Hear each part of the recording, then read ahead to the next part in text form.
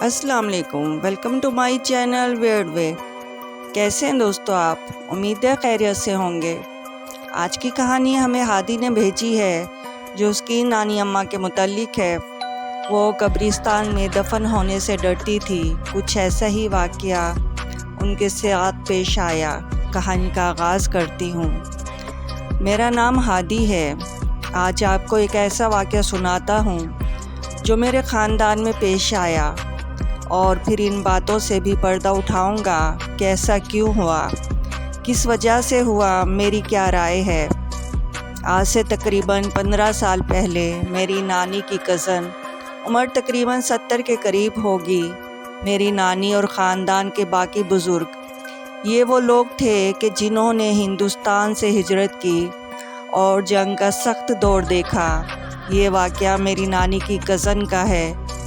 उम्र ज़्यादा होने की वजह से खाना पीना कम हो गया था। सेहत भी वक्त के साथ साथ गिरती जा रही थी, यहाँ तक कि हड्डी पर सिर्फ खाल रह गई थी, लेकिन चलती फिरती थी, अकल सलामत थी।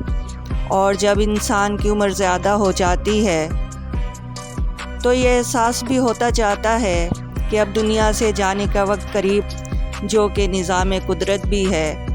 वो अपने बड़े बेटे के साथ रहती थी। बड़ा बेटा शादीशुदा था और इसके 4 बच्चे भी थे। बहू और बच्चे खिदमत भी करते थे। अब हुआ यूं कि इन्होंने अपने बच्चे और बहू से कहा कि मेरी एक ख्वाहिश है। सब ने कहा कि जी बताएं। इन्होंने कहा वो ये कि अगर मैं मर जाऊं तो मुझे कब्रिस्तान ना लेकर जाना, मुझे बहुत डर लगता है। मैं कब्रिस्तान नहीं जाऊंगी, बल्कि यहीं घर में दफना देना। घर वालों ने इस बात को इतनी अहमियत नहीं दी, क्योंकि वैसे भी हर इंसान मरने से डरता है। मौत है ही ऐसी चीज़। इनको हौसला दिया और समझाया और कहा कि आप बिल्कुल ठीक हैं, आपको कुछ नहीं होगा और आप ऐसी बात पर ध्यान ना दिया करें। लेकिन ये बात यहाँ पर रुकी नहीं। पहले कुछ दिन तो वो खामोश रही, फिर इन्होंने एक और काम शुरू कर दिया। वो ये कि जो कोई इनसे मिलने आता, वो यही बात इसे लाजमी कहती कि मैं मर जाऊँ ना तो मुझे कब्रिस्तान ना लेकर जाना, मुझे बहुत डर लगता है। और अगर वो किसी से मिलने जाती तो इसे भी लाजमी ये बात बोलती। अब ये बात ख़ानदान के तकरीबन सभी अफराद को मालूम हो चुकी थी। इनकी ये बात इनकी ज़िद बन गई थी। ख़ानदान के बड़े बुज़ुर्गों ने बहुत समझाया, लेकिन वो ना मानी। अब फ़ैसला ये हुआ कि इनको हर किसी से मिलने ना दिया जाए, क्योंकि इस तरह से लोगों में बदनामी और ज़िल्लत हो रही थी।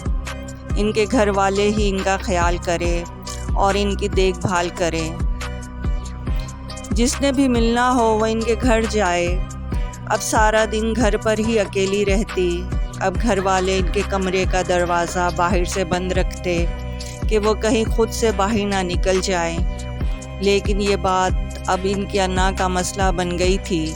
वो ये ही समझती थी कि मुझे कुछ हो गया तो ये लोग मुझे नहीं छोड़ेंगे। इनका ख्याल था कि ये जुल्म हो रहा है इन पर। इनके घर वालों के लिए ये वक्त काफ़ी तकलीफ़ दे था। वक्त गुज़रता रहा और इसी तरह ज़िंदगी का सफ़र उनका तमाम हो गया।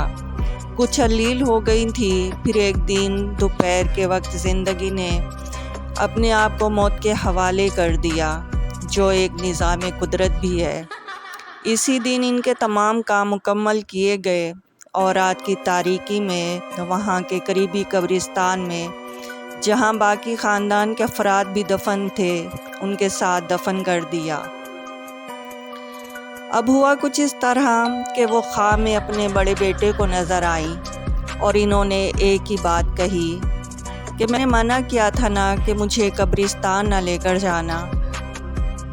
अक्सर ऐसा होता भी है कि अगर वालिदैन या कोई अजीज़ इंतकाल कर जाए तो वो ख्वाब में नज़र आता है। तो इसके बेटे ने इतनी ही तवज्जो ना दी और इस बात का ज़िक्र किसी से नहीं किया, क्योंकि इस तरह बाकी लोग परेशान होंगे। लेकिन ये सिलसिला रुका नहीं اور ہر روز ایک ہی خواب میں آ کر وہ یہی بات کہتی، اور اب جس طرح وہ ان کو کمرے میں بند کرتے تھے وہ اپنے بیٹے کو خواب میں کمرے میں بند کرتی اور چیختی کہ تم نے میرے ساتھ ایسا کیوں کیا؟ میں نے منع کیا تھا نا۔ جب ایسا ہر روز ہونے لگا تو وہ پریشان ہو گیا۔ اپنی بیوی کو بتایا تو وہ حیران رہ گئی، کیونکہ وہ خود بھی ایسا ہی خواب دیکھ رہی تھی اور یہ سلسلہ ان کے بچوں کے ساتھ بھی ہونے لگا۔ وہ خواب میں نظر آتی اور چیخ و پکار کرتی۔ ڈر اور خوف کی وجہ سے وہ لوگ بیمار رہنے لگے۔ خوف کی وجہ سے بیماری کی شدت زیادہ ہونے لگی۔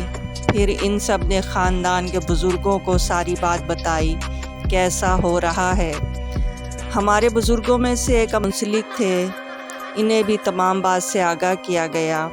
پھر تعویذات اور صدقات کیے گئے۔ اس میں کچھ وقت لگا ضرور، پھر ان کا خواب میں آنا بند ہو گیا اور اس طرح سے نانی اماں سے ہماری جان چھوٹی۔ تو دوستو، آج کی کہانی آپ کو کیسی لگی؟